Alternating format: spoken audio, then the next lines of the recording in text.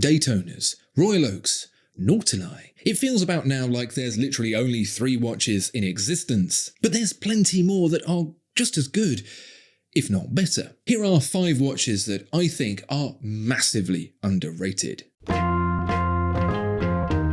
I know I'm going to regret putting this watch first and it'll probably kill the video's retention, but hopefully you hear me out. The Panerai Luminor is, for me, a watch that deserves way more appreciation than it gets. I understand the big case size isn't for everyone, and that the conflict between diving instruments and luxury trinkets seems unresolved, but nevertheless, I still think the basic entry Luminor base, the PAM 01086, is a massively underrated watch. Yes, it's only got 100 meters of water resistance thanks to a snap-on caseback and not a screw down, and it costs 40% more than a Black Bay 58, but well, listen. This watch deserves your respect because its story is just so damn interesting. Imagine you've got a business selling dive equipment that you've been painting with your patented glow-in-the-dark blend called Radiomir that you'd originally invented for gun sights. It's the mid-1930s and war is brewing. The Italian military is just about to invade Ethiopia and then Albania. They need a watch.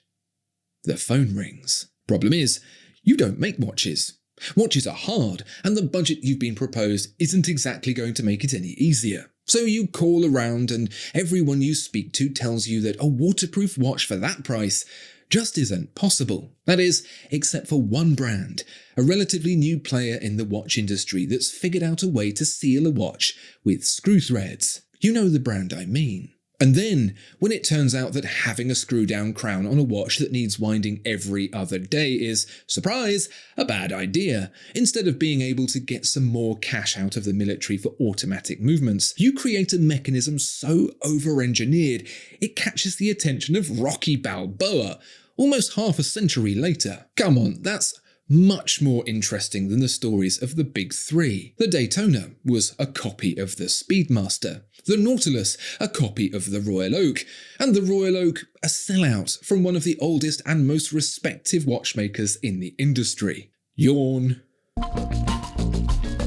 It's a story that's being told around the world. If you want success, you need to copy the winners. There's no room for diversity, curiosity, or niche. That's why Zenith chose to make the Chronomaster Sport, a watch that, despite its incredible similarity to our old friend, the ever-popular Daytona, is more popular than dog shit at a fly convention. That watch, packing the El Primero automatic chronograph movement, a mechanism about as over-engineered as a Saturn V rocket, would not exist if it weren't for the original El Primero of 1969, a watch that came in 2 flavours, the traditional round A386 and the tonneau-shaped A384. You'll notice A384 comes before A386. This was a watch of its era, embracing the predilection for unusual case shapes that dominated the 70s, and notably came to be several years before the Royal Oak. In 1971, Zenith combined that case with the A386's multicoloured dial to make the A3817,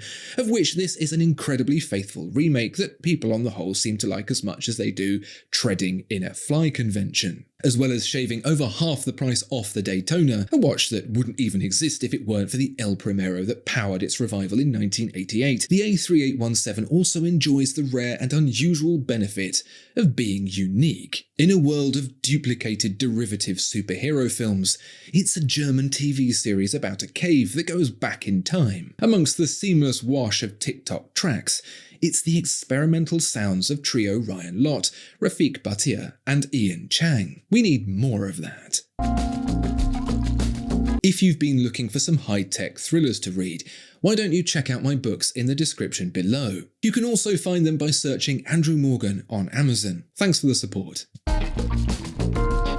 Whenever Japan has a go at something, it's always good, even if it's not popular. The Lexus LFA is the prime example of the ability the Japanese have to take a project and not finish it until it's beyond perfect. Somehow they made the V10 engine in the LFA smaller than a V8, lighter than a V6, rev to 9,000 RPM, produce 552 bhp, and sound like an F1 car. It's packed with exotic tech, and yet they only made it 500 times. Even the GR Yaris, what could have been a mildly spicy hot hatch version of the classic shopping car, got turned into a rally stage special for the road, with each unit being stripped down and rebuilt in the same factory that made the LFA. It got a new chassis, new panels, a carbon composite roof, permanent four-wheel drive, and the most powerful three-cylinder engine in the world. So when it comes to luxury sports watches, Japanese brand Citizen might be the last place you'd expect to find an absolute gem, but it shouldn't be. The Citizen,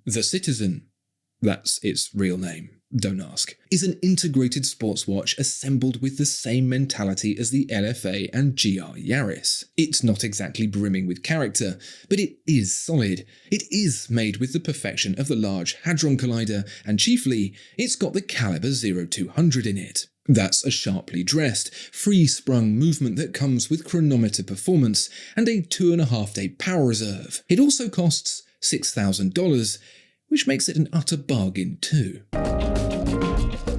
These days, it's all about digging up the past and reliving the glory years of a brand's history by remaking a watch that existed once upon a time. In the case of German brand Glasuta Originals CQ dive watch, it just made it up instead. In a way, that's kind of refreshing. When one half of your brand name is literally the word original, it makes sense to put that into good use from time to time by creating something new that isn't just borrowed from the guys one street over. The CQ is definitely original, although it's most certainly inspired by the great dive watches of the 50s and 60s. You can choose from a few different flavours, one that's got the full hand-me-down vibe with creamy painted lume, or the other that's got applied markers and is a bit more like diving in a tux. Either way, you don't get to see the stunning Calibre 3911, so you'll just have to look at pictures and have faith that the one in yours looks like that too. And based on the exterior, you can be pretty sure it will, because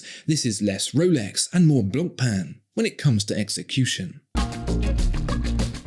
I've never really understood the hype around minute repeaters. They're incredibly technically impressive for sure, and I love it when movements have more parts than a Lego kit. But what I mean is when people fall head over heels for a chime that, to me, just sounds like a posh ice cream truck. You know I'm right. There's no world in which ding ding brings a tear to the eye in the way some people claim, although if there's any watch that's going to get close, it's the Full Strike from Chopard. The Full Strike is part of Chopard's L.U.C collection, which apologises to founder L.U.C. Chopard for turning his watch brand into a jewellery business by making some of the best watches in the entire world, and the Full Strike is one of them. Not only do you get to enjoy the view of the striking mechanism, including the centrifugal governor, from the front, where it's usually hidden and muffled against the wrist, but there's a special little party trick the Full Strike has which makes it one of the most underrated minute repeaters in the game. The gongs, upon which the hammers strike to make the tone, aren't made of metal like they traditionally are. Instead, they're made of sapphire, fused to the crystal itself to amplify the sound. You might think the resulting tone would be indistinguishable, but you'd be wrong. Not only is it much louder, it also sounds exactly like someone tapping cutlery against a champagne glass. Every time the Full Strike goes off, I expect a speech to follow. It's such a specific sound that's been ingrained into my brain through TV and real-life weddings that hearing it emanate from a watch actually generates an involuntary emotive reaction, which I didn't expect. That reaction may be dread, but it's more than I get from a typical minute repeater. And if you really want to dial up the anxiety, Chopard even makes the watch with the case and crown in sapphire too. What are the watches you think fly under the radar and deserve more attention? Tell me about your underrated watches down in the comments below. Please also like and subscribe as well, as it really helps grow the channel. Thanks, and in the meantime, see you over at Watchfinder.